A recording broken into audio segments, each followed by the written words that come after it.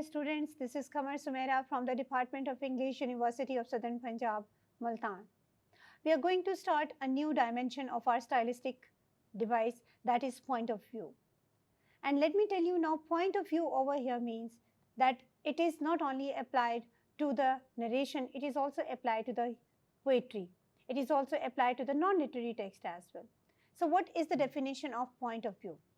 Point of view refers to the perspective from which a story or poem is told, influencing the reader's interpretation and emotional engagement.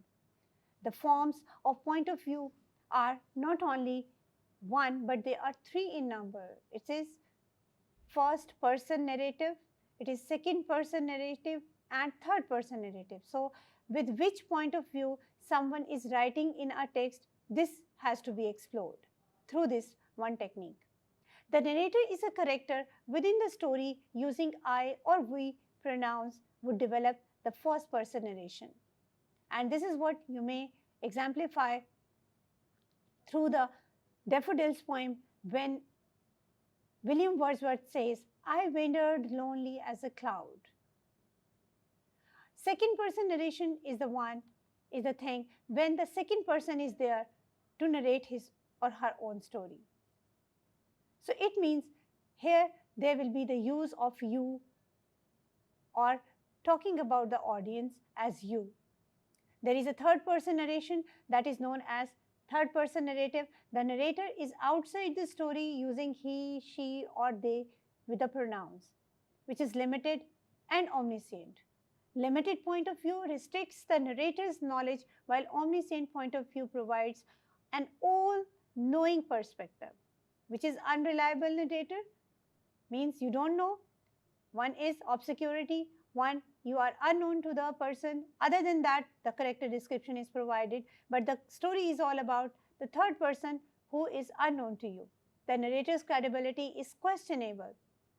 The author is nowhere in this story. So adding complexity to the narrative point of view in poetry is all about that how you are developing the questions in the reader's mind.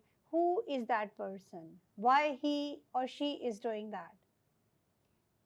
This is how you develop your thought about the third person narration.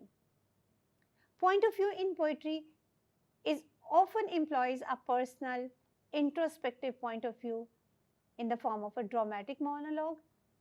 For example, a single character's point of view is presented revealing the thoughts and feelings, while definitely in novels and short stories, point of view can create intimacy, distance, or suspense, influencing the reader's experience. So narrative structure of point of view can shape the narrative's structure, such as non-linear storytelling or multiple perspectives. The first person narrative, for example, in Selinger's The Catcher in the Rye offers a personal introspective perspective.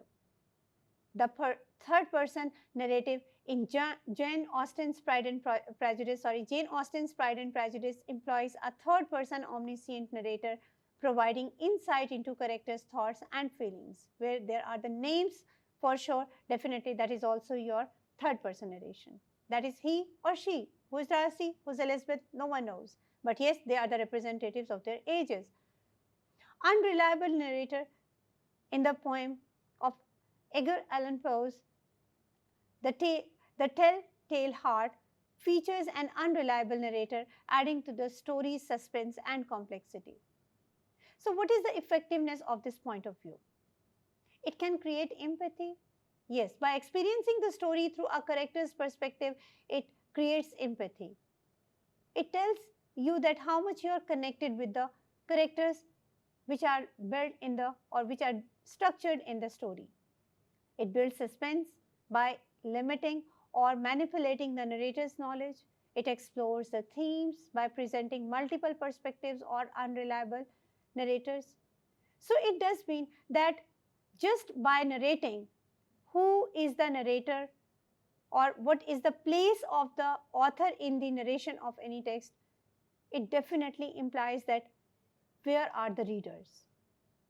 Either the author is taking himself as a part of the audience or he is just manipulating it. Point of view is a powerful stylistic device in poetry and narration, influencing the reader's interpretation and emotional engagement. By understanding the different forms and effects of point of view, readers and writers can appear what? Yes, they can appear at the level of understanding with the reader's intention, at the reader's point. So it creates multiple perspectives and unreliable situations when you talk about some particular audience under consideration. You all should keep in mind one thing more, that all the advertisements, all the news, all the announcements and all the texts are written while considering and taking the consideration of the target audience in author's mind. It's not, to tell that something is written without a purpose or for some anonymous reader.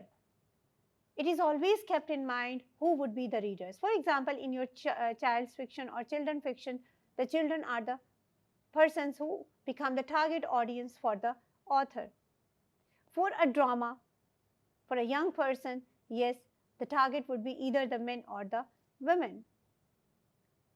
The story itself, the themes itself, and the contextual clues are also provided in it.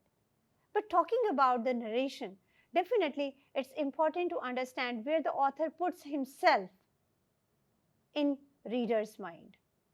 If you cannot understand and you just listen the story, if you just watch the story, it does mean you have no idea about the stylistic analysis in your mind. So this narration point of view or the narrative aspect would aware you that the author's intent would become clear through the point of view he is taking from his character's point of view. The very tricky one is the second person narration. I always emphasize on the writings of Mohsin Ahmed, especially when he talks about in How to Get Filthy in Rising Asia. It's the character you who is on the top, who is targeted. That you, whoever reads that novel becomes like, it's me. So developing the concept from you to me is quite a difficult one. It's a tricky one. It's not, easy for an author. But yes, whatever is implied, it's only possible when you know the context as an author about the target audience. It can only be applied to the audience when you know each and everything about the audience in a deep manner. So narration is not something that is written onto the paper. That is, someone is speaking in front of you. It's all about that how do you develop yourself, or how you actually represent yourself in some society as a speaker. Try to understand the narrator's perspective in the advertisements, in the news channels, and for sure in the dramas and the movies you watch, because this is one of the crucial points of your stylistic analysis too. This is all of our today's debate. Thank you so much for your listening. This lecture will be having more deeply debate on it during your lectures too. Stay blessed. Have a nice day.